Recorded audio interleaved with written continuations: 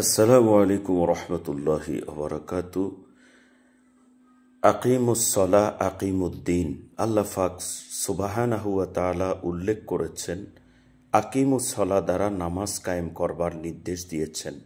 আকিমুদ্দিন দ্বারা আল্লাহ তাআলা দিনকে রাষ্ট্রীয়ভাবে কায়েম করবার জন্য আদেশ দিয়েছেন।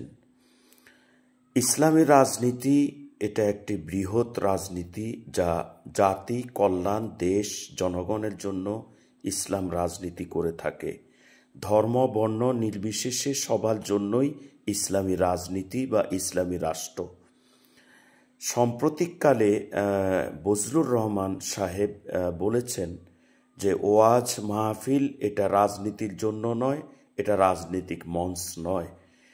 মধ্যযুগীয় কায়দায় ইসলামী রাষ্ট্র কায়েম করবার এখন আর কোনো সুযোগ নেই। এই কথার তীব্র নিন্দা প্রতিবাদ জ্ঞাপন করছি।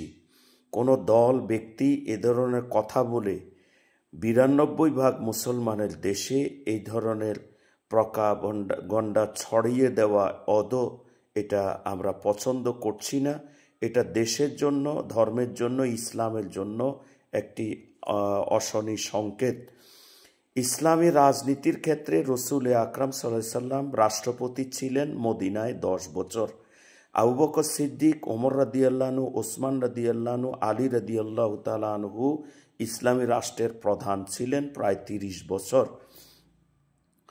ইসলামী রাষ্ট্রের বিরুদ্ধে গিয়ে ইসলাম, কোরআন, সুন্নাহর এই আইন আপনি অস্বীকার করে এই জাতিকে আপনি বিভ্রান্ত করবার চেষ্টা করছেন। আশা করছি আপনি বুঝবার চেষ্টা করুন, জাতিকে বিভ্রান্ত করবেন না। ইসলাম একটি পরিপূর্ণ জীবন বিধানের নাম। অতএব ইসলামী রাজনীতি, ওয়াজ মাহফিল নিয়ে আপনি যে কটাক্ষ করেছেন ওলামায়ে কেরামকে, ইসলামকে, কোরআনকে, হাদিসকে, আমরা ভয়েস অফ লাইফ বিডির পক্ষ থেকে আমরা এটার তীব্র নিন্দা প্রতিবাদ জ্ঞাপন করছি। অতএব ইসলামী রাজনীতি যুগে যুগে চলবে। ইসলাম এবং দেশ মানবতার জন্য ইসলামপন্থীরা এগিয়ে যাবে, এই প্রত্যাশা করছি। আসসালামু আলাইকুম ওয়া রাহমাতুল্লাহি ওয়া বারাকাতুহু।